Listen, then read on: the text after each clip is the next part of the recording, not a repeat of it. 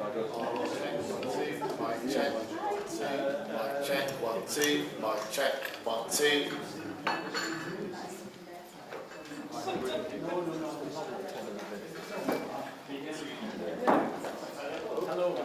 pad just saved you. That's just the one you got that.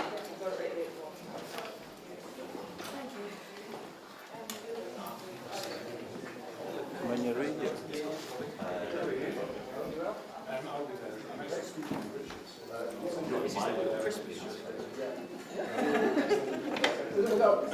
I'll move. I mean, I'm on a wide and you're not in it.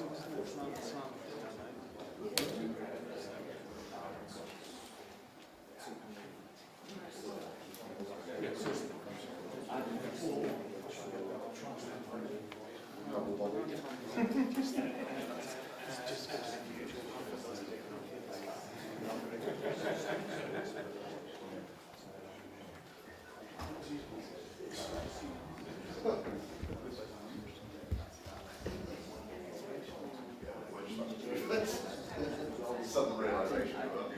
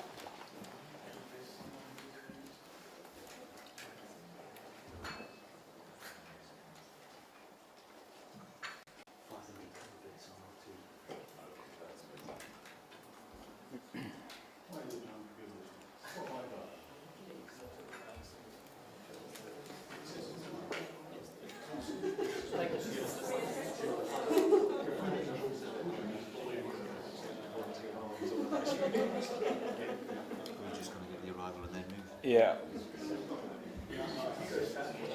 So I'll go down the chair. I don't know if he's sitting down the chairs, is he, or is he going to stand at the podium?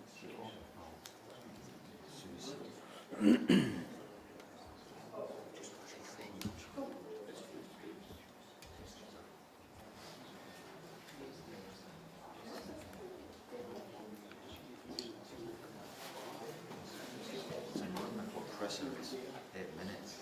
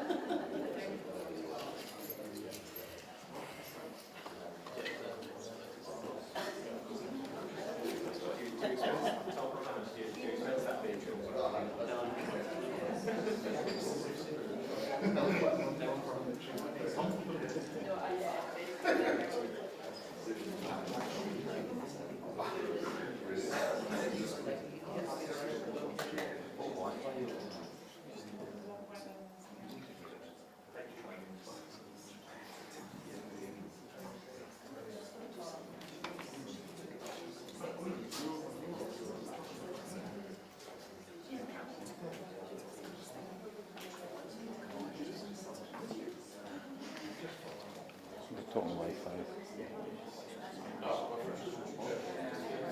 Yeah, it's just we've got the ball and I can go through as much as I can.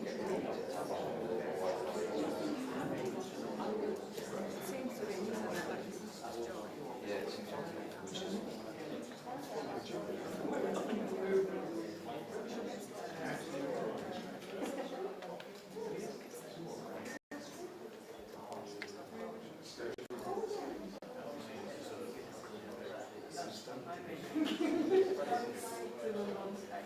hi mate, the Wi-Fi, sorry, it seems to have dropped off a bit here. There's a free Wi-Fi that's available. That's not all Wi-Fi.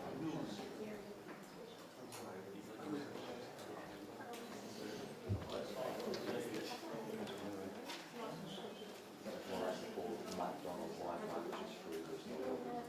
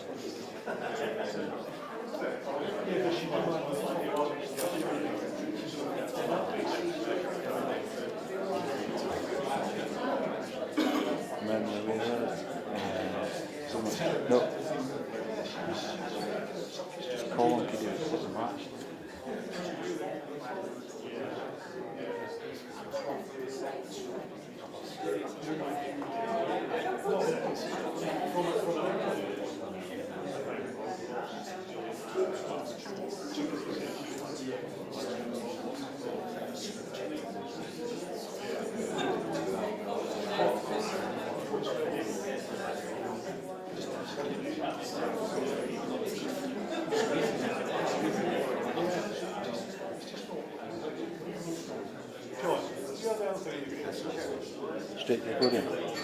I don't know about you, I don't think it's good. But also always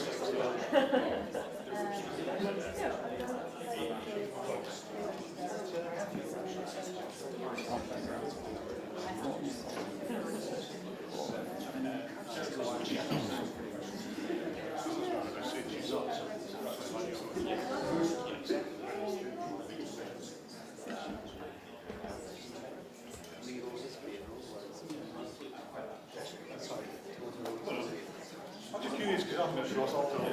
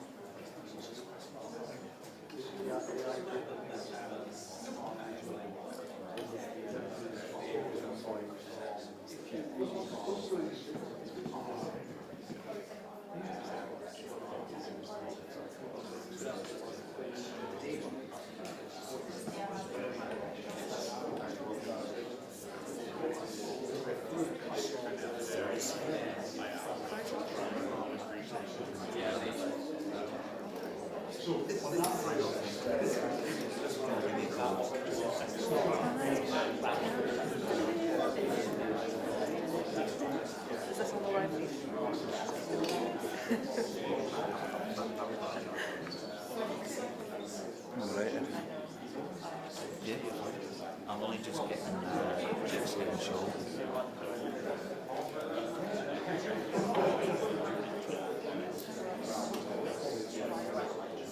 I was going to stand up, but Colin's. Cast my show. Yes, yes, he's crashing.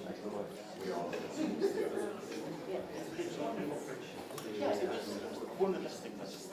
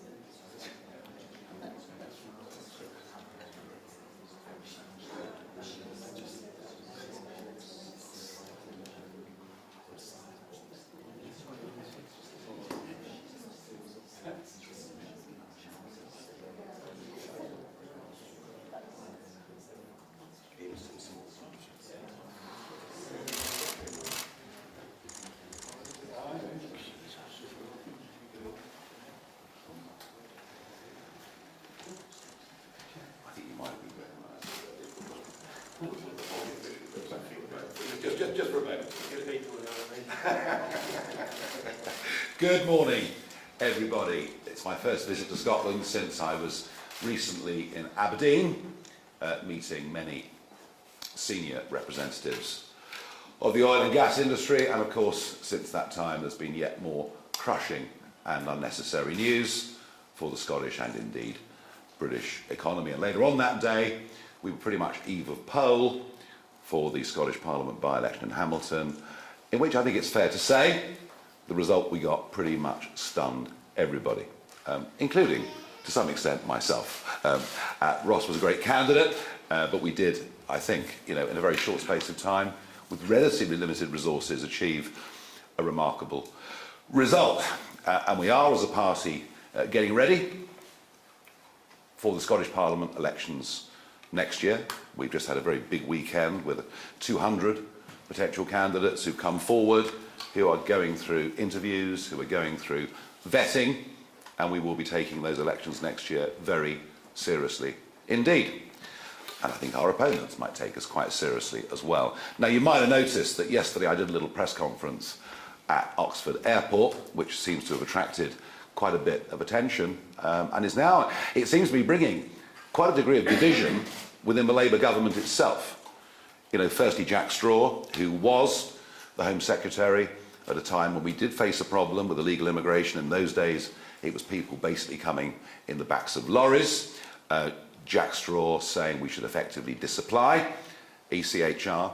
And interestingly, this morning, of all people, Jack Straw, who was one of the architects of the Human Rights Act in 1998, now saying it was never intended to be used in the way that it currently is by British judges. So I do think what we did yesterday was to spark a much bigger national debate about how we end illegal immigration, how we control our borders. I know this has not been a particularly massive topic in Scottish politics. I'm not here to dwell on that issue today, but I have a sense that maybe it will become a bigger debate in Scottish politics, given that Glasgow now is the asylum capital of the United Kingdom, with nearly 4,000 people who came to Britain illegally housed in Glasgow. That's 50% more than the next highest place in the United Kingdom, which is Birmingham. 50% more. And I would have thought that if you were a family on the social housing waiting list in Glasgow, you might be beginning to think this is something that perhaps ought to be discussed. And accordingly, we have seen a rise in certain types of crime in Glasgow over the last couple of years, coinciding with the placement of thousands of young, undocumented males from cultures in which women aren't even second-class citizens. So I think that will be more of a debate in Scotland as time goes on. But the intention of today's press conference is, and it's part of showing you how seriously we are taking the Scottish Parliament elections. It's for me to introduce Graeme Simpson, MSP. He's been in the Parliament since 2017 for Central Scotland. He, of course, has been a Conservative, but I understand, Graeme, that may be about to change. So please, it's all yours. Well, thanks very much, Nigel. Last night I was asked to send Nigel's team my CV, or a bit of a biog. What I left out of that was that I'm a member of the cross-party group on beer and pubs, and I thought you'd like that, and we often do visit breweries and pubs, mainly in the Edinburgh area. So I know you perhaps didn't have a good experience in an Edinburgh pub a few years ago, but maybe we can maybe we can change that at some point, Nigel. Now, it's fair to say that some of you won't be surprised to see me here, given that the Scottish Tories have been touting my name as a potential defector for months now. So today I'm giving them what they want, but perhaps not for the reasons that they think. Leaving the party that I first joined when I was 15 is an enormous wrench, and I've been through a lot of soul searching in the past few weeks. I've written to Russell Finlay, resigning from the Scottish Conservatives, but frankly the letter is not worth sharing, because besides saying that I'm off, the only other thing it says is to wish him all the best for the future. And I mean that on a personal level. When Murdo Fraser first stood for the leadership of the Scottish Conservatives in 2011, he did so suggesting that we needed a new centre-right party in Scotland. And I agreed at that time with that analysis. But the independence referendum came along, and all such talk went away. The referendum was a gift to the Tories, and with that, and with the threat of such upheaval gone, I think their electoral hopes are diminishing fast. To be honest, and I think you all know this, the constitutional battle has got in the way of good government and good opposition here. We have neither. But with a new kid on the block, Reform, the kind of centre-right party envisaged all those years ago, we can at least have one of those. Now, I've been thinking about my future for some time. I decided a few months ago that I would not be standing for the Scottish Conservatives again, and others have taken the same decision. I told the party that at the end of May, but with the Hamilton by-election looming, where Ross did very, very well, I promised not to say anything. I've not stuck out a press release or said anything on social media. I honestly thought the most likely scenario for me would be to move on to the next stage of my life and find a job in one of the sectors that really interest me, such as housing or transport. And although finding a job may not have been easy, I think I have enough respect out there to have got something that would have excited me. But I've watched reform with interest, and I see the opportunity to help to create something fresh here in Scotland. And it's clear that the voters agree in increasing numbers. But just because a party is becoming popular isn't a reason to join it. Keeping your job in Parliament isn't a good enough reason either. I've only reached the decision that I have in the past few weeks, and I mean over the summer, and it's not been easy. It really has not been easy. I first joined the Conservatives when I was at school. Just before Mrs. Thatcher came to power, I left politics for a career in journalism, but then rejoined and have been a councillor and an MSP. So I'm really very fortunate. I know what a Conservative is, and I actually wrote about it last year, just to remind some people. The election next year here in Scotland is going to see a very different Parliament from the one we have now, which is stale and very often uninspiring. Too many people feel let down and ignored. They feel the system is against them, that the traditional parties don't even care about them. Save for some fine individual MSPs across parties, the political class is not serving the people well. Failure is accepted and change takes far too long. And I'll give you a couple of examples personally of that. Thousands of people living in tenements often face real difficulties when it comes to maintaining their buildings. In the last session of Parliament, March 2018 to be exact, a group of MSPs from across the divide formed a working group to see how we could address the challenges, and we came up with some proposals. But it will be the next Parliament until we see any legislative change, so probably at least 10 years since we first started looking at this. The second example of how slow things can be has been the progress of my members' bill, which would see a system of recall introduced into the Scottish Parliament. I first mooted this at the end of the last session of Parliament and started work on it at the beginning of this session.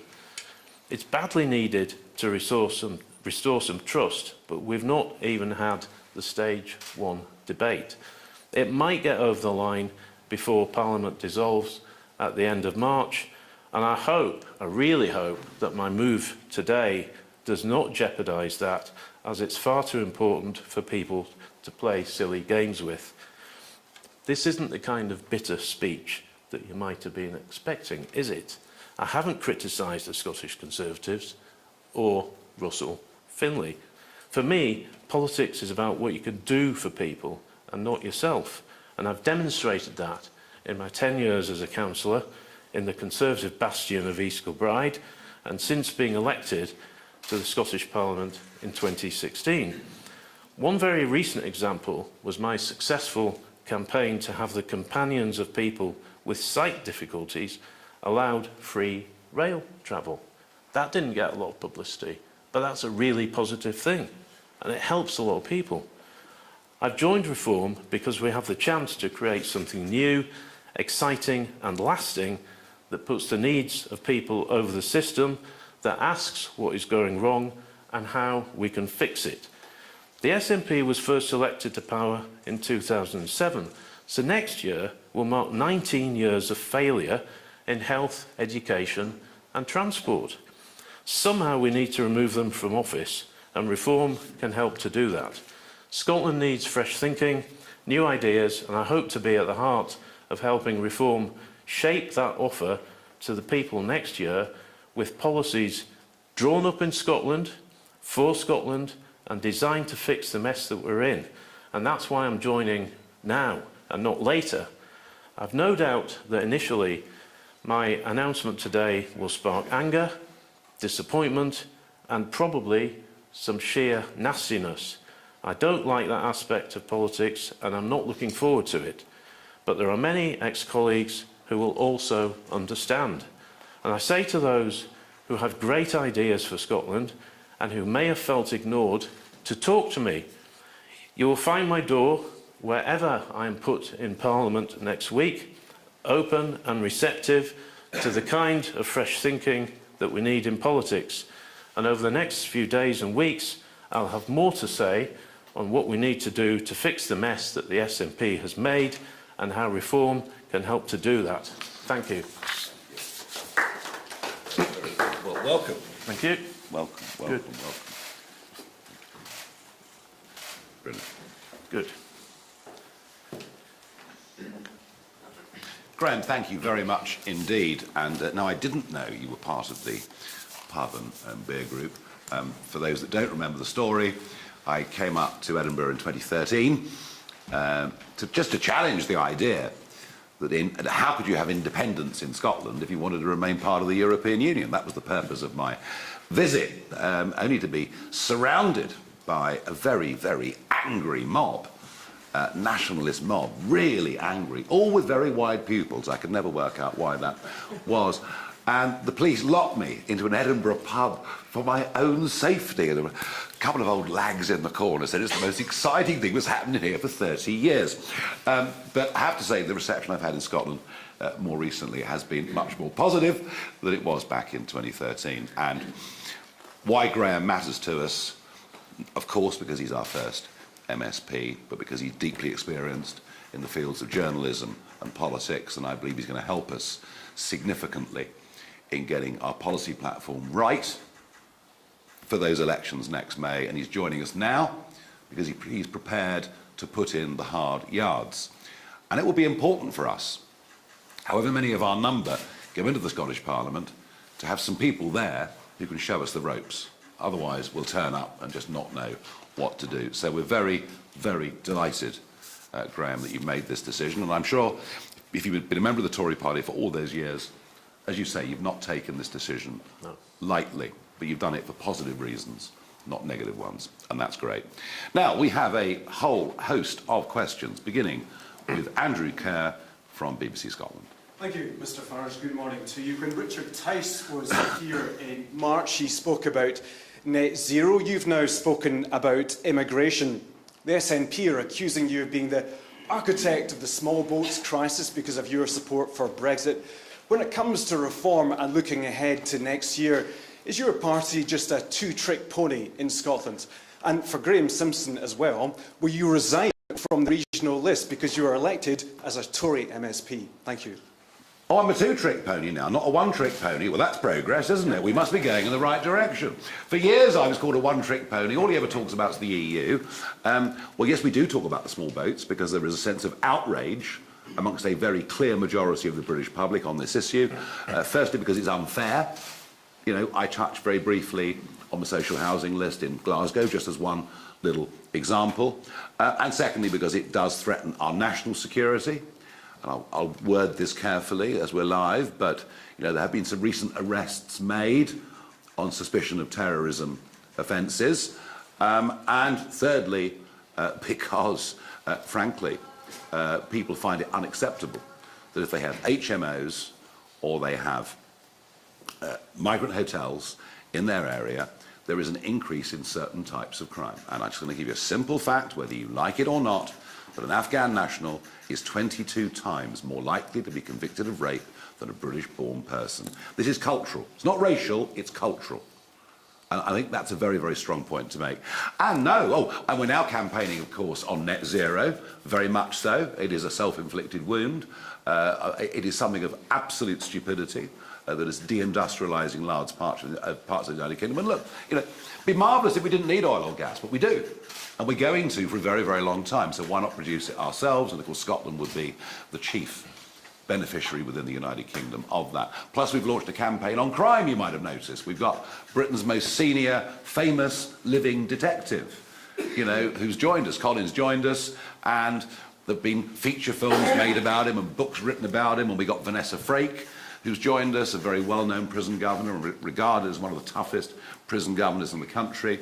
And we will be broadening our campaigns and talking about the cost of living crisis. There is a direct link there to energy, I will grant you, because it's one of the main components of the problem.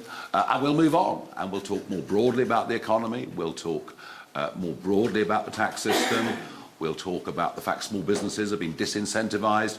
So, no, we are far from being a two-trick pony. But if the SNP are unhappy with us, I haven't got a problem with that. And just to build on that, I think one of the tasks that I've got, Andrew, is to develop a policy suite that's not just those two issues, but actually looks at the powers that the Scottish Parliament has and how to address the challenges that Scotland faces. So as I said earlier, I'll be outlining some thoughts very, very soon, not today, not in any detail today, but you'll hear more from me and others on that, so that Reform isn't just seen as a party that just concentrates on two issues. On the question of whether I will resign from the Parliament, I guess you probably know the answer, and the answer is no, I won't be resigning. I think it's a fair question. It's a very fair question. But I won't be. I still have work to do. I've still got this very important members' bill that I want to get through, which I don't see as party political. It isn't. It is about reforming the system in the Scottish Parliament so that we can have a system of recall there. I take that very seriously. As I said earlier, I think one of the risks, one thing I'm really worried about is by going now, will other parties start to play silly games with that piece of legislation? I hope they don't. Okay, thank you. Colin Mackay from STV. Thank you. Just to clarify, before I ask you a proper question, who's going to lead the party into the election next year, and who's going to take part in the STV leaders debate? Well, it won't be me. You're not going to lead the party. You're not going to lead reform into the Scottish election next year. I'm not standing for the Scottish Parliament, no. But you're not going to lead the campaign. No, so no, you're not we going will to take part in the debates. we will of course have a leader of our group, who will go in as leader of the group and be a potential, First Minister. So yes, of course. But hey, you know what? As I've explained before, and I did a similar thing when I was in Aberdeen the other day, we are a work in progress. We're growing. We're probably an advanced teenager now. We haven't got to full maturity as a political party. And as I said a moment ago, we had 200 candidates over the weekend being interviewed. We're going to put out what you'll see from us is a list of candidates representing every aspect of life, with broad experience of many, many fields, and from within that number, there will be a leader as we go into the elections. On the immigration stuff that you were talking about yesterday, you're talking about keeping 24,000 illegal immigrants in MOD bases. Will any of these internment camps be in Scotland? Will any of the flights be from Scotland? And will you have to contend separately with the Scottish court system? Even though Glasgow is the asylum capital of the UK, numerically, the numbers in Glasgow compared to the northern conurbations in England are actually very, very small. As for which military bases, we're not going to say that now, otherwise government would simply sell them off and probably put solar farms on them or something like that. But no, we are deadly serious about this plan. And I think what's really interesting is people are questioning the need for something radical to be done. Even the Prime Minister hasn't attacked me on the idea that we should be deporting people that come illegally. But he hasn't got the means to do it. The Tories didn't have the means to do it. We are proposing the means to do it. Except that they're internment camps. People will be detained and deported, yes, and hopefully they'll be in those camps for a very short period of time. And I do believe that once the message gets to those who are prepared to pay thousands of euros to criminal smuggling gangs, that if you spend that money and come to the UK, you won't ever be allowed to stay. Within 2 weeks, the boats will stop coming, and that will at least stop the inward pressure that's been coming. There are other problems too. I mean, huge other problems too, such as overstayers. You know, if you look at the asylum list for last year, you see the biggest contingent is from Pakistan, and they're people that have flown, supposedly to meet family members or come on holiday, and just deliberately overstayed and then claimed asylum. So, you know, there are many, many aspects to this. The boats, obviously, is about 40% of it, and it is the most visible thing. And I would just quickly say that when Tony Abbott put forward similar proposals on Australia in 2012, he was met with the same kind of debate. You know, can you, in practical terms, do what you've set out in your general election manifesto? And he stopped the boats. Tony Abbott in Australia proved that with political will, you can stop this scourge. Thank you very much indeed. We're going to go on. Can I just, please, before we move on, just call in on the leadership question, because I think it's a really fair question. What is Reform going to be offering when we come into the final months of the election campaign? Clearly, Reform will need a figurehead so that you can grill them during the STV debate. But I'm not coming in here today as somebody who's been parachuted in to be the Reform leader. That would be entirely wrong. It would be wrong for the members of Reform. So I'm just here as I am, as an MSP. Yeah, there's no backroom deal. No, there certainly isn't. But obviously, by the time of the election, we'll need to have someone. No, absolutely. No, absolutely. Tony Maguire, GB News.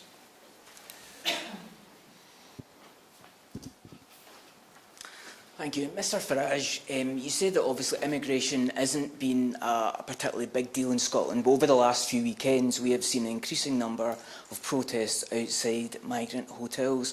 What have you learned over your last few trips to Scotland to help you, I guess, renegotiate your plans for England for Scotland? You know, is there an understanding there that things have to perhaps be dealt very differently north of the border? And then to Mr Simpson, in terms of John Swinney, who's often talking about reform as dog whistle politics, bringing division to the country, how do you hope to combat him when you take your seat at Holyrood?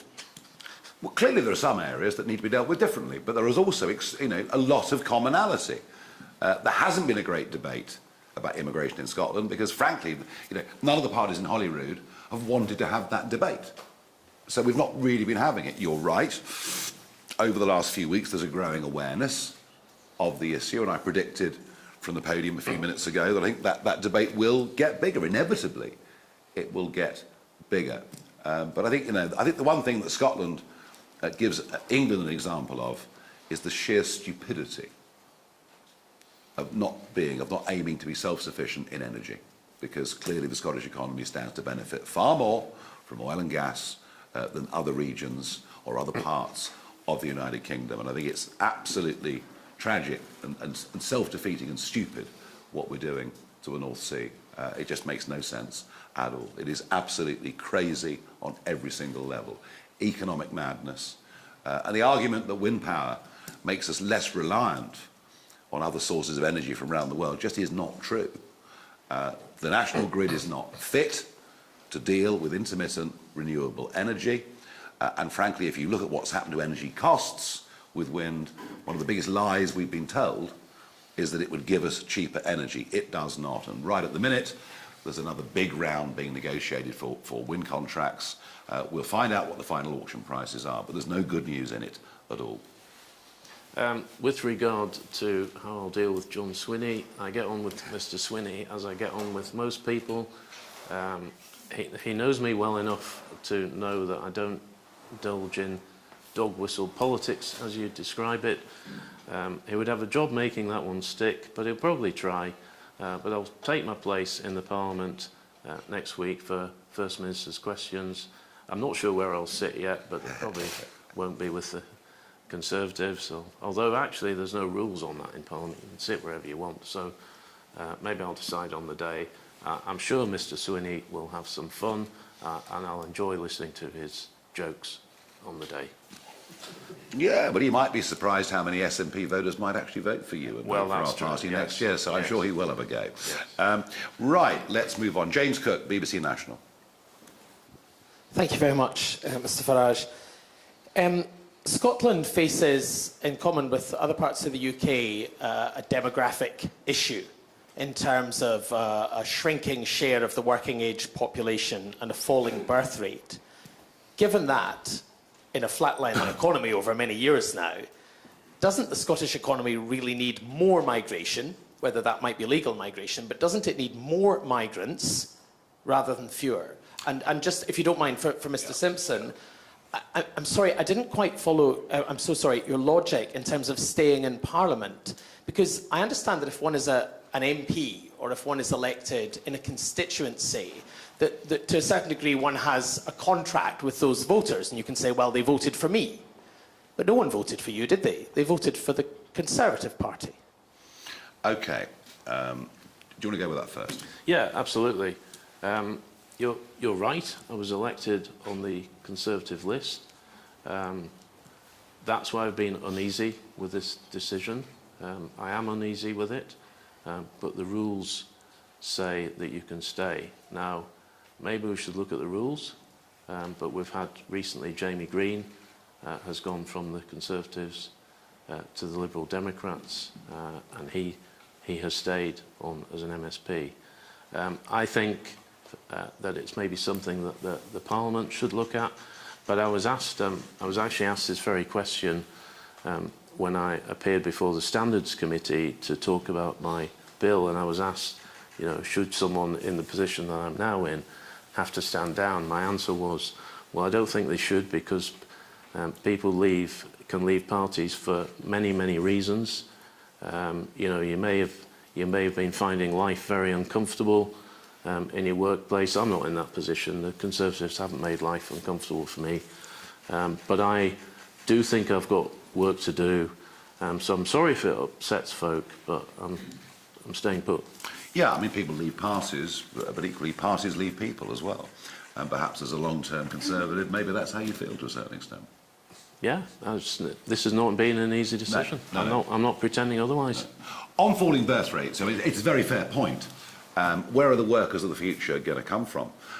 One concern on that front is the pace of AI development is such that an awful lot of jobs that exist today are not going to exist in just a few years' time. So we may be in a position where we actually need fewer people in the workplace.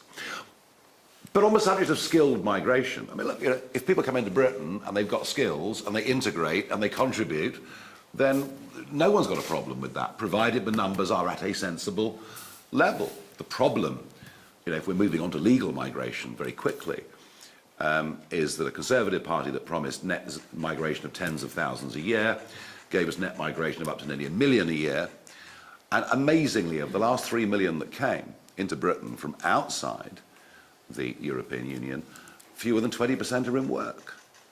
So it's actually become a negative.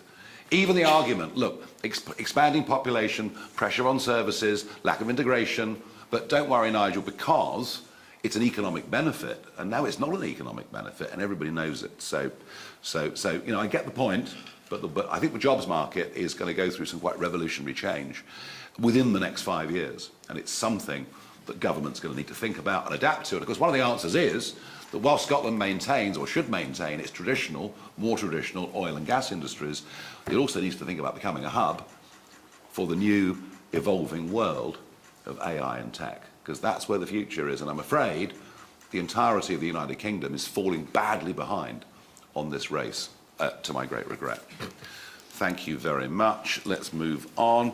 Kezia Buckley from Sky News. You've had a number of defections now across councillors and now obviously in the Scottish Parliament. Are you just becoming the party of the old Tories? And how can you say that you're offering renewal if you're just going to fill the seats up with defectors? Well, we're not, but what we do need some experience.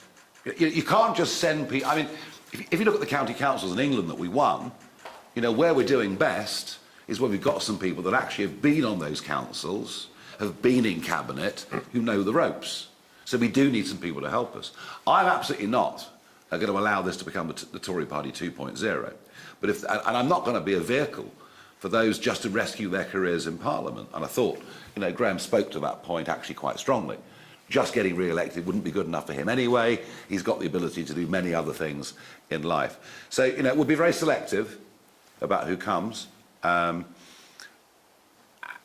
frankly, an awful lot of Conservatives, really are probably closer to the Liberal Democrats anyway. So, those that are coming with us are coming because they see it's a positive vision. And those that are coming to us are all ones that if I accept them on the basis they're going to roll their sleeves up and help us with the project. And, by the way, across the country, at council level, we've got former Labour councillors coming to us. We even had a Lib Dem, which did surprise me very much indeed. But, I think one of the interesting things about reform, and about its growth since the general election, is if you have a look at where the votes have come from, and the biggest and most important chunk of votes that's come to us since the general election has come to us from people who did not vote in last year's general election.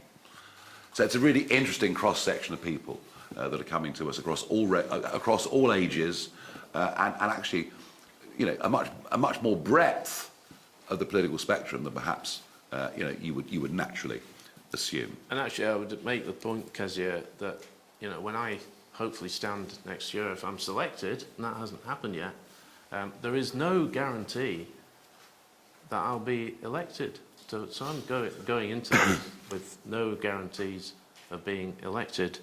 And I was interested in your description of me as an old Tory.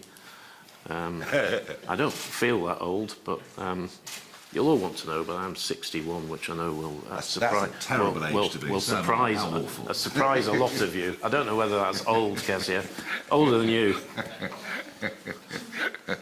Same age as me. Oh dear, oh dear, oh dear. Never mind, never mind. We can console each other, I believe. Over a pint. Yeah, well, probably from the sounds of it. Yeah. Graeme Simpson from where's she from? Channel 4 News. Channel 4 News, great. That's yes, Channel 4 News. Mr Farage, since you're entering into Scottish politics, have you read Nicola Sturgeon's book? No, I haven't. I was surprised that it wasn't top of my list, actually, for someone reading. No, I haven't. She's very complimentary about you. She describes you as someone with a very fragile ego who's not comfortable, particularly around women. Do you and your party have a woman problem? Are you seeking any female candidates in Scotland? And does your promise on securing women's safety ring hollow when this week you've committed to sending women and girls back to countries where they can be raped, tortured and killed? True. That is actually not true. I was very, very clear yesterday in what I said, that the deportation of illegal immigrants, we were not even discussing women and children at this stage. There were so many illegal males in Britain, and the news reports that said that after my conference yesterday were wrong. Wrong, wrong, wrong. So women and children will be exempt? I didn't say exempt forever, but at this stage, that is not part of our plan for the next 5 years. Absolutely. Now, on the broader point, do I have a woman problem? What a question. You might have noticed, or you might not, I don't know. But there's been quite a phenomenon happening within this party over the course of the summer. They've grouped together.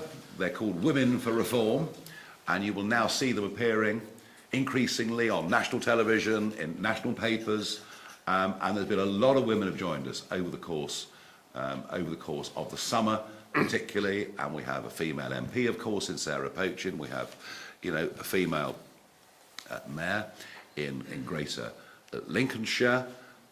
We have a quite prominent former public prosecutor that's joined us, Lila Cunningham, in London. And I think you'll see at our conference, which begins next Friday, Friday the 5th, I think what you'll see is that Women for Reform is now becoming a very strong force in the party. In fact, it won't be long before I'm completely outnumbered. Thank you very much indeed. Let's go on to Rebecca Alice Brady from LBC.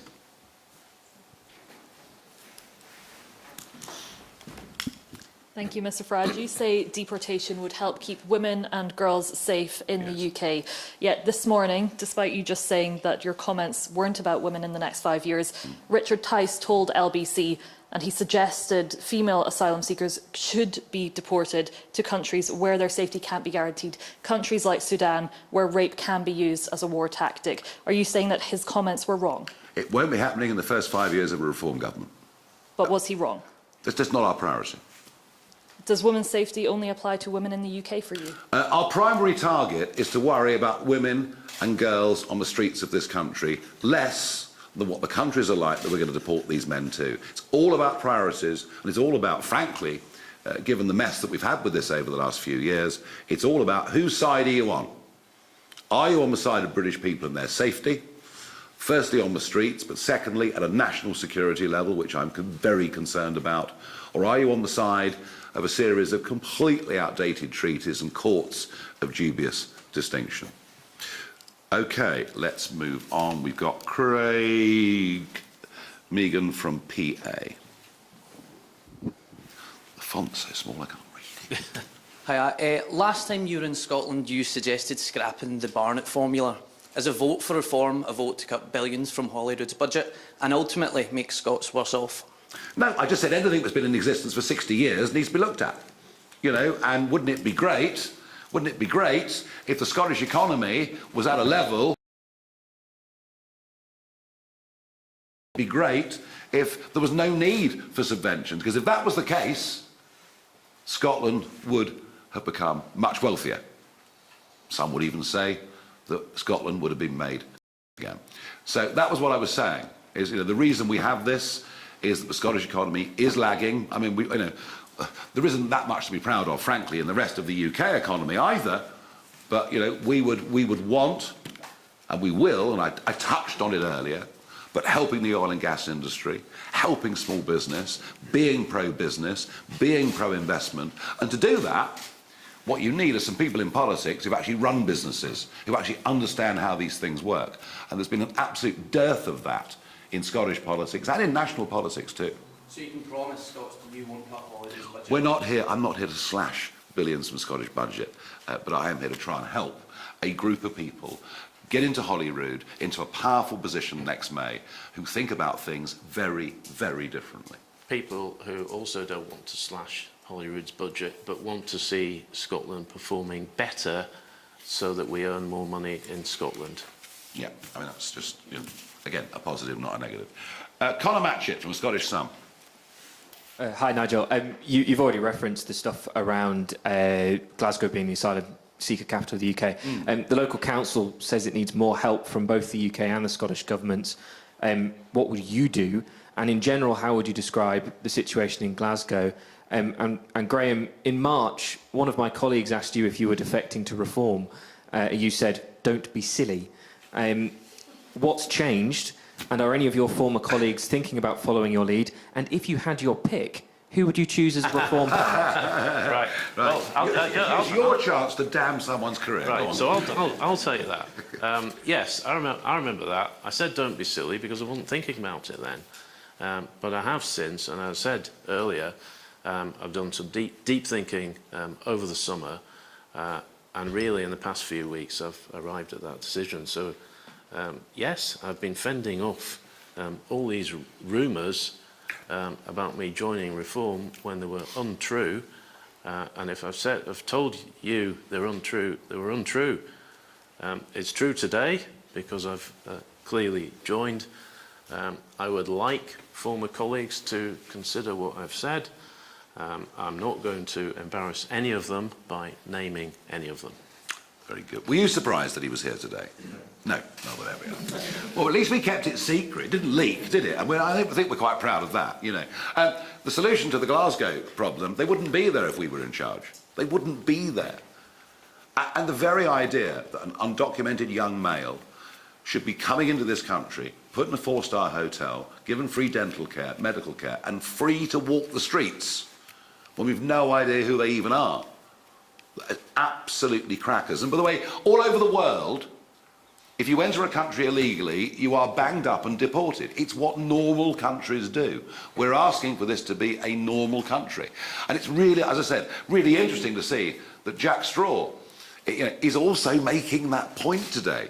You know, he was there in '98 when the ECHR was incorporated into British law via the Human Rights Act, as he said, this was not the intention. And it is actually very interesting that the last Labour government, the one up until 2010, they were deporting tens of thousands of people a year who'd come illegally. It was considered normal practice. We've just been denormalised over the course of the last few years. And frankly, a very clear majority of the British electorate have had enough.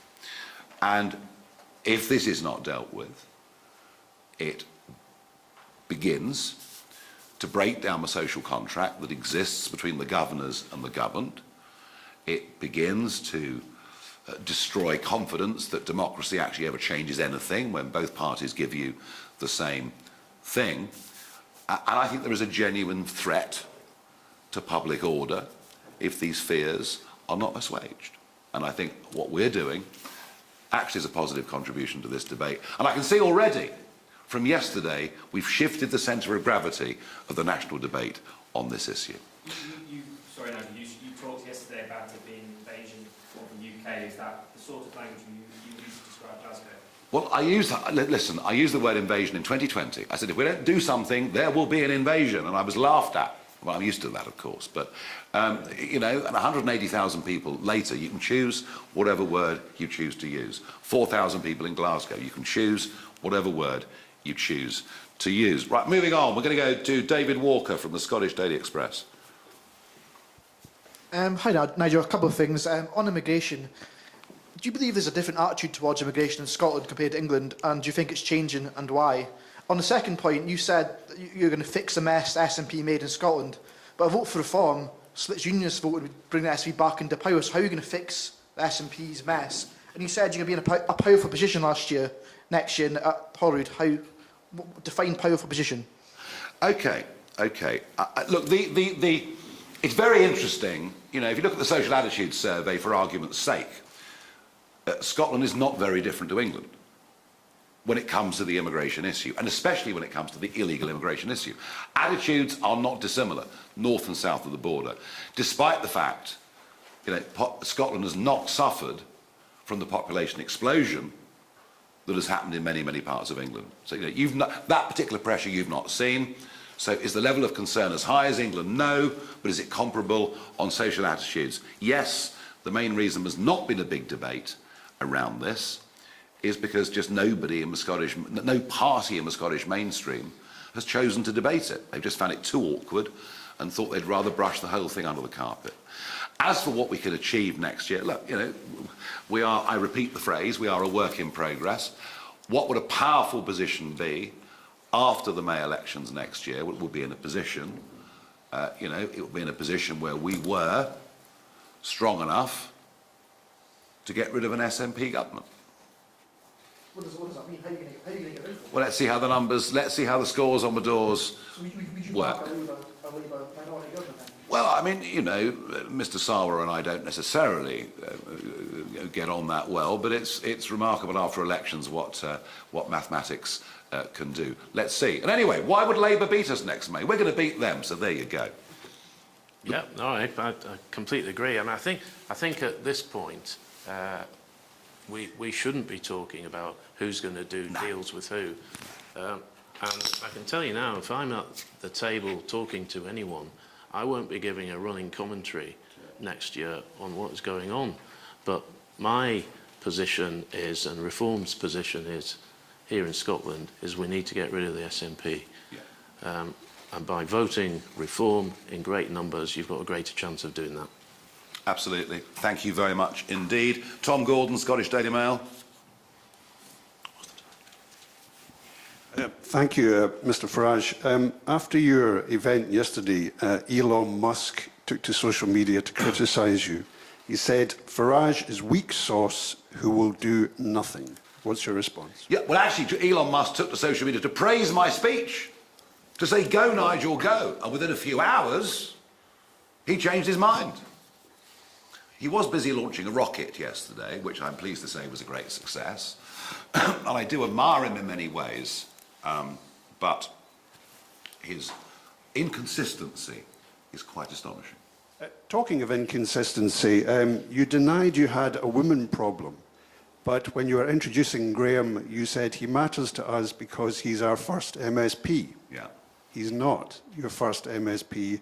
Michelle Ballantyne was the Scottish leader of reform for a year in the previous Parliament, but you seem to have forgotten all about it. Well, I wasn't involved with reform at the time. You're right, but I wasn't involved with reform at the time. Well, that doesn't say much for your respect for women that you've just forgotten about. Oh, don't talk nonsense. I was actually busy doing other things. I wasn't in politics at the time. The party was run by someone else. I can give you chapter and verse of what's happened since the 3rd of June last year. And we came onto this issue via Nicola Sturgeon. Yeah. In her book, she also says you are odious, have a brittle, fragile ego, and are bombastic. Just for the record, to clarify, how odious, egotistical and bombastic do you think you are? You make your own mind up. You can say whatever you like. And do you know what? I couldn't care less. Couldn't care less what she says or any of you say. I'm not interested. I'm far from brittle. And I don't worry about any of it. I just do what I think's right. I came out of retirement this time last year to get back into politics because I thought I could make a positive difference. And there are a growing number of people who actually agree with that. You do sound a bit touchy. You can try as hard as you like, mate. Sorry. OK, moving on to John Boothman at the Times. Nigel, yesterday there were reported figures about rape and attempted rape in Scotland, up 15% on last year. Yeah. Have you got a policy prescription for that? And secondly, can I ask Graeme, you know, this is an absolute disaster, 3 Tories leaving the Tory group at Holyrood in 4 months. Are you expecting any more of your colleagues at Holyrood to come? Well, on the stats, we look at Glasgow itself. Sexual assault hit a 10-year high, up 22%. Rape and attempted rape hit a 10-year high, up 32%. So these figures are, I would suggest, deeply, deeply disturbing. And I return to, I think, the important point that I made earlier. This is a cultural problem. You know, I'm not getting into religion or race or anything like that. This is a cultural problem. The fact is, in Afghanistan and countries like that, women are treated very, very badly indeed. And now this is beginning to hit our streets in this country. And, you know, it was interesting, wasn't it? I mean, who were the people that turned up at Epping at the Bell Hotel? It was women.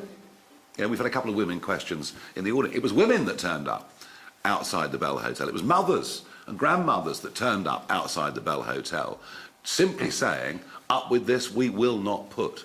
So you know, we need to have a grown-up debate about this, a sensible debate about this, but there is a real problem. But Nigel, a grown-up debate in a place like Glasgow would tell you that Glasgow has huge figures in domestic violence. Yes. It's probably white males that are the problem in Glasgow in terms of the numbers of rapes and attempted rapes. You haven't given us any policy. Well, hang on a second. For any of that. Hang on a second. If we've got a huge problem with that issue in Glasgow anyway, why on earth would we add to it? Why on earth would we add to it? As for the solution, well, I gave the solution earlier to the other correspondent from the Scottish Sun. You know, under our policy, they won't be in Glasgow, and they certainly wouldn't be free to walk the streets. That is the policy solution to that particular problem. Yeah, I don't know is the answer. I've not spoken to anyone. None of my former colleagues in the Conservatives knew what I was going to do today. None of them. So despite your best efforts, John, you're a great journalist who gets information out of folk. None of them knew anything. I think it'll be interesting now for me whether I have any private conversations. They will remain private if people want to come forward. As I said earlier, they'd be most welcome to come through my door wherever I'm put in Parliament. Simon Johnson, Daily Telegraph. What message do you think Mr Simpson's defection sends to right-wing voters who are considering whether to back the Conservatives or your party in the Holyrood election? And to Graeme, The two other MSPs who have left the Tory group have done so because they think Russell Finley has made the party too similar to Reform, and it's certainly difficult to put a fag paper in between the two parties on things like energy policy. So why is it that you have gone from the Conservatives to Reform? What's the difference for you? I'm going to answer that first, and you'll do it second, because I can't resist this. Are you having a laugh? It's the same energy policy as the Conservatives. What, to make us the Saudi Arabia of wind? That was the Conservative policy during the last government. They've even put net zero into law. That was a Conservative government that did it. The fact that now they say, well, we didn't really mean it. Well, sorry, but you did. You know, so frankly, they have a declining credibility on issues, as a party, and geographically. If you just look at it, I do think it was instructive.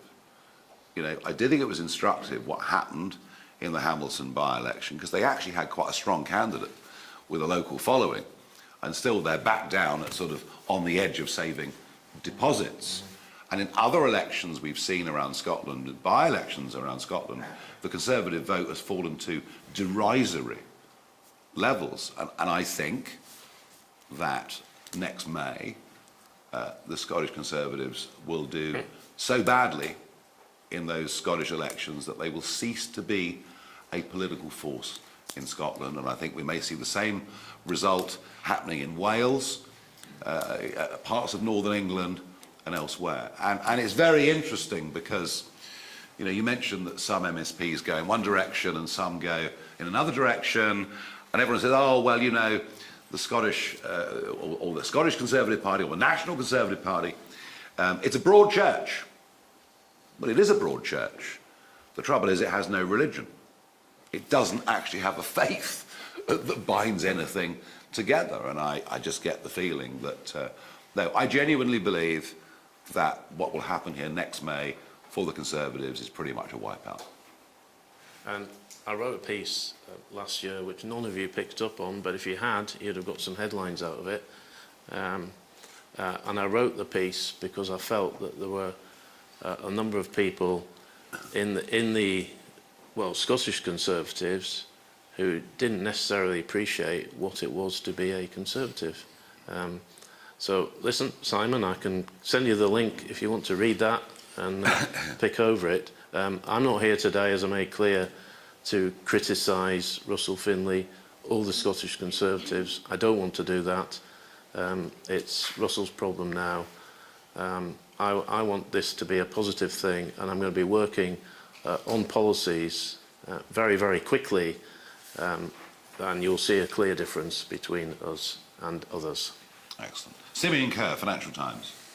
Thanks very much. To go back to energy, I'm sure in Aberdeen you're probably going to get quite a lot of support for more drilling, but also given the declining nature of the North Sea basin, many people up there are also looking to renewables as the future, and given your policy of ending subsidies, that puts that under threat. So, I mean, how, and a further point, sorry, could you also address whether you would propose more fracking, and how do you think, would that get much support in this country? Thanks. Yeah, I mean, you know, the viability of large parts of the North Sea is determined by the price of oil, obviously, and whatever the expected price of oil is for any investor.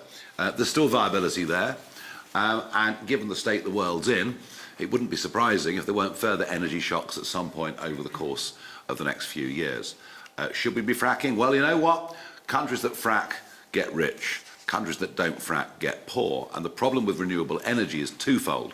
Number one, the national grid is not set up to deal with intermittent energy, which is why we have to pay to turn the turbines off when the wind's blowing effectively around all of our coastlines.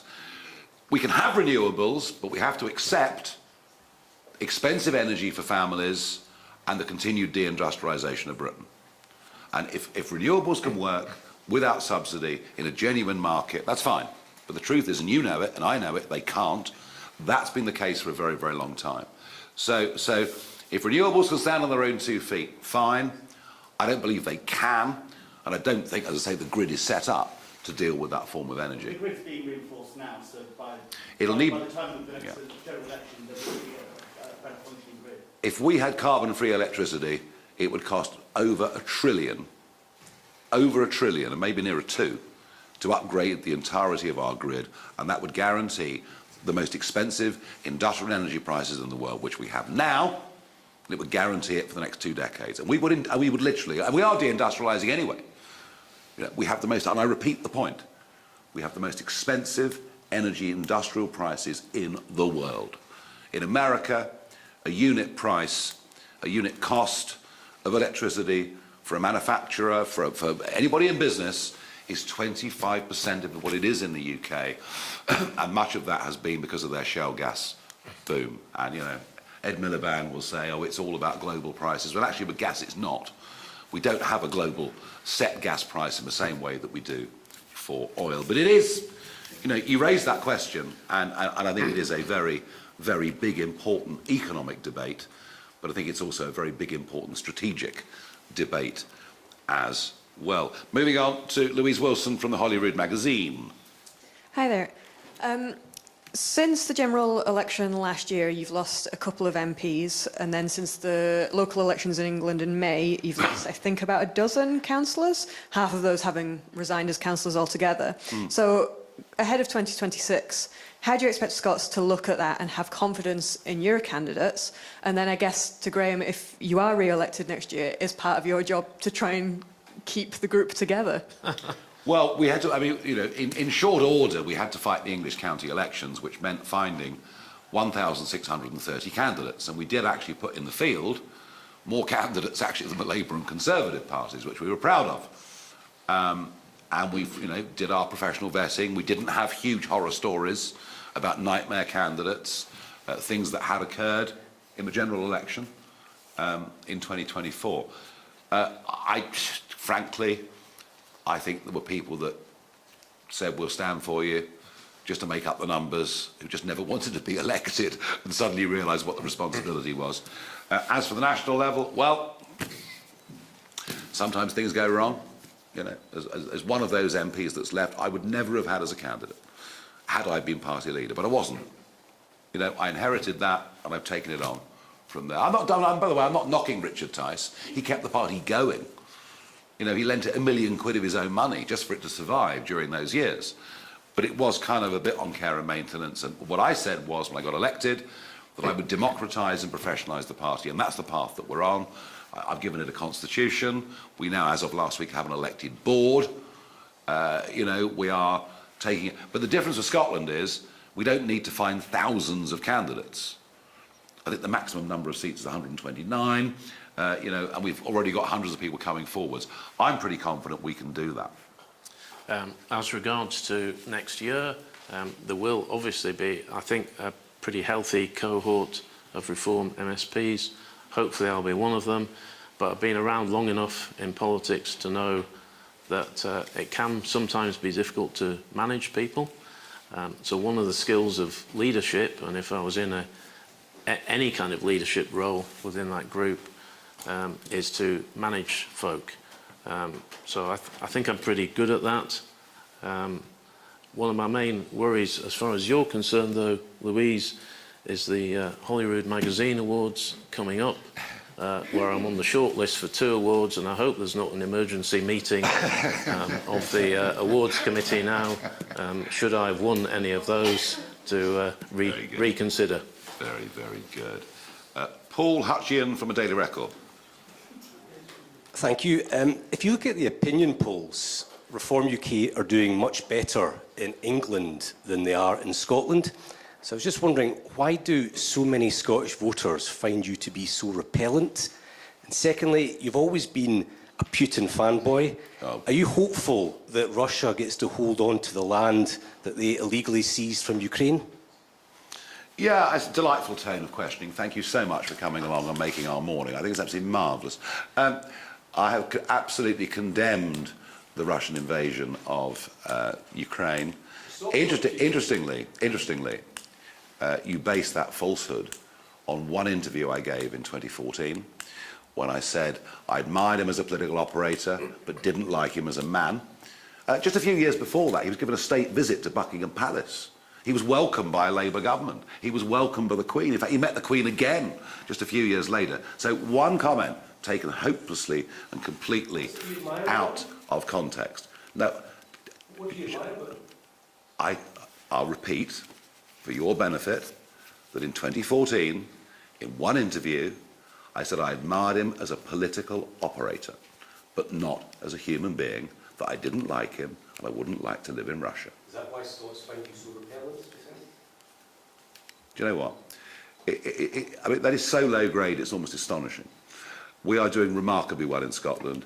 You know it, and that's possibly why you're so upset. And I think if you look at the result in Hamilton, where we came a very, very good third, could have come second, a council by-election in Barhead, where it was essentially a three-way split. If you look at the opinion polls, then you'll see that reform is not as you describe it, Paul, and I know you're a really nice guy. Nigel doesn't know that yet, but I'll reinforce that message. I need some convincing, you know. Well, he genuinely. But you know what? Really The one thing we do, Graeme, the one thing we do, and I know you lot like it, is we are actually up and open for questions from anybody. So you know. Yeah, but the polls are moving in one way, Paul. You know that, and I hope they'll continue to move in that direction. Excellent. Then we are getting through this, I promise you. We've got Alistair Grant from the Scotsman. Thanks very much. Other than on these big issues like net zero, immigration, we don't actually know anything about Reform UK's policies in Scotland. How would you go about turning around NHS waiting lists? How would you go about turning around Scotland's education system, which many people think is in the decline? And just a question for Graeme, does that not trouble you that you're signing up to a party that doesn't have policies in place? Well, that's the reason he's here. The reason he's here is to answer your questions. I'm not going to dictate from London what platform we should run on in terms of dealing with NHS problems in Scotland. I'm not going to do that. I'm going to leave that to the Scottish party to work out. And I genuinely think that a chap like this, with life experience and political experience, is far better qualified to answer that question than I am. So Graeme's going to write the manifesto for I didn't Scotland. say that. I didn't say that. You know, I didn't say that. I said he'd be part of the team. I think I'm sorry for my sort of rambling mini epic right at the start, but I think I was quite clear that I'm coming in to help shape the direction of reform. But it'll be a team effort, you know, and I'll be setting out very, very soon what I think the challenges are for the party and what some of the solutions are. So hopefully you won't be disappointed. If you are, you can come back to me. And actually, for any of you, most of you have my phone number. If you need to speak to me individually, please do so. If you want me to write anything for you, I'm happy to do that.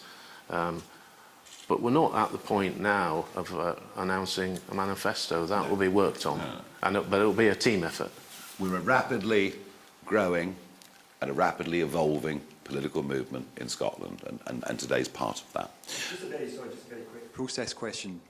Nigel, you obviously said that you won't be kind of effectively appearing in TV debates, leading the party in Scotland going into that I will be visiting election. Scotland. I'll be visiting Scotland on a regular basis. I said I would. You know, I didn't visit Scotland much because I had the English elections to focus on. I'm going to be here a lot. It's the second time I've been here in a relatively short space of time. I'll be here a lot, but it's not for me to head up, you know, debates amongst people who are competing to be in the Scottish Parliament. Well, how will you go about choosing that leader in Scotland? Would that be a Well, I've explained that already. We will have to go through our full candidate selections and listings, and it's at that point that the leading figure will be chosen. All right. Okay, let's go to Libby Brooks from The Guardian. Just three more. I think that's right. Yeah. Thank you. This morning, political parties in Northern Ireland have condemned your plan to renegotiate the Good Friday Agreement, calling it irresponsible. Do you recognise their concerns? And what would you do if the Irish government and other parties in Northern Ireland refuse to renegotiate?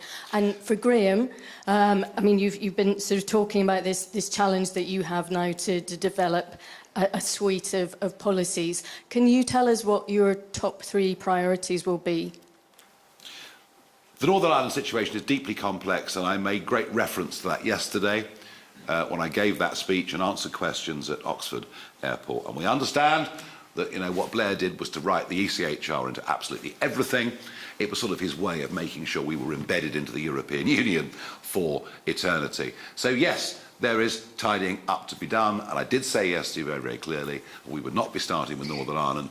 That is something, as history shows us, anything to do with Northern Irish or Irish politics often takes years and years to solve. So that will not be at the forefront of what we do. And Libby, I wouldn't really like to give a top three, but I think if you look at public services in general in Scotland, they've been failed by the SNP.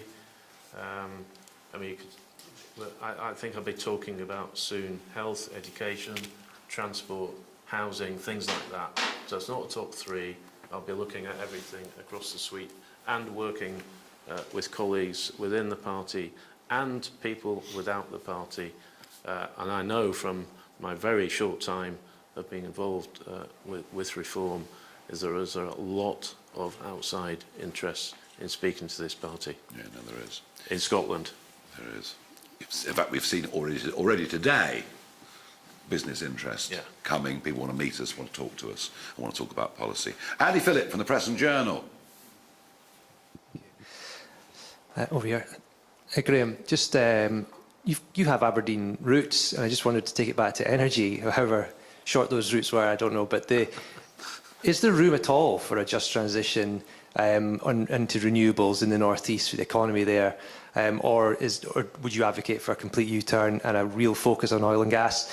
And the North East has demonstrated quite high polling for reform. Would you be tempted to go back and try your luck there? Well, to be honest, Andy, it's really stretching it. I was born in Aberdeen. I was there for 18 months. So, my memories of the city have come from later visits, so I wouldn't really describe myself as an Aberdonian. I couldn't. That would just be completely wrong. I spent probably the bulk of my life here and in Carlisle, where I went to school. But look, oil and gas, very big issue. I think you've seen with the closure of the Grangemouth refinery how that sector, and that is in the region that I represent at the moment, how the sector has been let down actually by both governments. It was a real frustration for me when I was in the Conservatives trying to get the UK government to engage with the Grangemouth issue. We actually tried, I'm not going to say which former colleague and I tried, but we did try to get ministerial visits to Grangemouth when the owners were crying out for that kind of contact, and we just couldn't get it. So they've been let down, the sector's been let down by both governments. Yeah, and what is the form of non-intermittent energy with zero carbon emissions that the grid is beautifully built to design with? It's called nuclear, but we're just not capable of doing it. Why do I say that?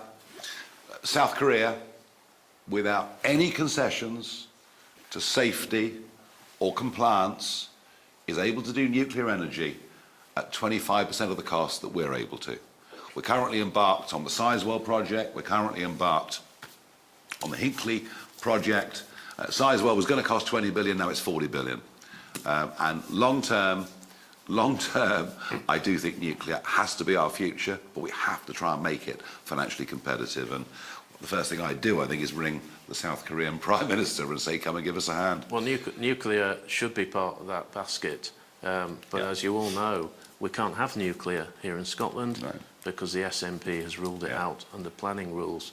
One of the reasons we need to get them out of office. But it's a worthy debate. Yeah. It's a worthy debate about long-term, sustainable, reliable, non-intermittent, zero carbon emitting energy. The penultimate question is from Rebecca McCurdy from the Herald. Thank you. You are clearly very delighted to have Graeme Simpson in your ranks. However, I'd like to read a comment from a Tory source. Graeme Simpson is a pathetic, nasty little man who won't be missed Just last year, he had to apologise to a young female member of staff for acting totally inappropriately, bullying and intimidating ways towards her. The way he spoke to her was so bad that he was forced to sit down and say sorry in person. He'll be more trouble than he's worth for reform. Can I get both of your response to that? Well, that's not our judgment by any means, and we don't take people on unless we've done some pretty extensive research and found out what nasty gossip there is about them, what good stories there are about them, and we are careful. We have to be. So, no, we are very, very happy that Graeme has joined us. And look, you know, it's politics, and people chuck abuse around the place. I mean, it's not exactly uncommon. It's been going on for some time. And actually, that's the kind of nastiness that I was alluding to earlier. Yeah. They've come out of the traps very sooner than I thought. So those accusations untrue? Absolutely untrue. And anything internally will be dealt with internally, and that's the way I'll leave it. But, you know, I certainly don't have a problem with women. Laura Pollock from The National is the last questioner of this press conference. Hi there, thanks. And you talked about bringing positivity back to politics after your coming out of retirement. Kill them all, keep Britain white, no black in the Union Jack. We're hearing this language more because of you, no? No, you will hear less of it because of me. If I wasn't here, goodness knows where politics would have gone. There is no man alive in this country today who did more to destroy the BNP with their rise in 2006 to 2008 than me. If I hadn't been there, they would have reached much, much higher levels.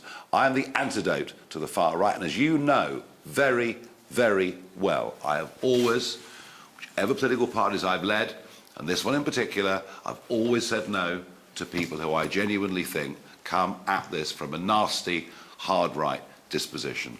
We are the antidote, And the so, genuine antidote to those things, and I say that with great passion. and so those comments are made by members of Patriotic Alternative, and you're Nothing to do with it. they're- Nice try, lovely but they're, try. they're attempting to infiltrate the party for Holyrood 2026. So as you Try interview, as hard as you like. no, I'm just asking, as you interview candidates, have you got some sort of safety net to make sure these people don't infiltrate the party? Yeah, do you know what? If they have links like that, you know, we check and we vet, and if we find they have got links like that and they've lied to us, they are out of the door before lunchtime. Thank you, everybody. Thank you, Graeme. We look forward to working with you and moving this party on towards the elections next May. Thank you, everybody. Yeah, of course. Of course, of course, of course.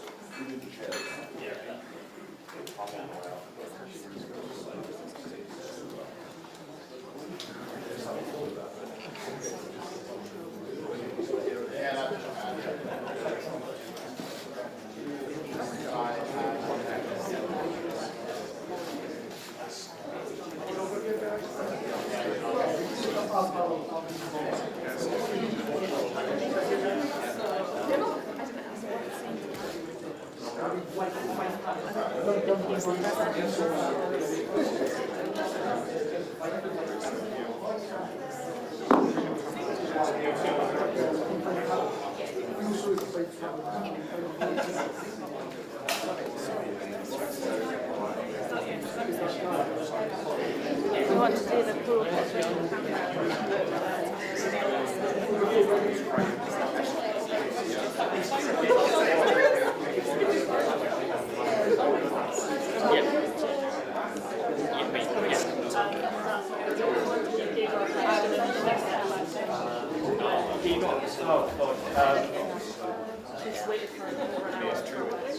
I'll give you some time to vote, okay? Sorry. I don't know. I don't know what's happening. Sorry. If I was not waiting for one to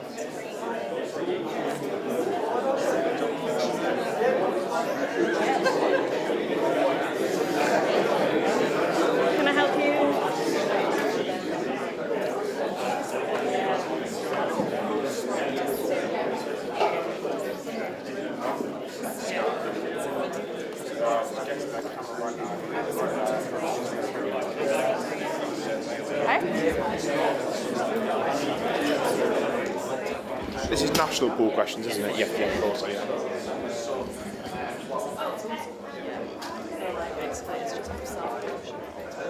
I'm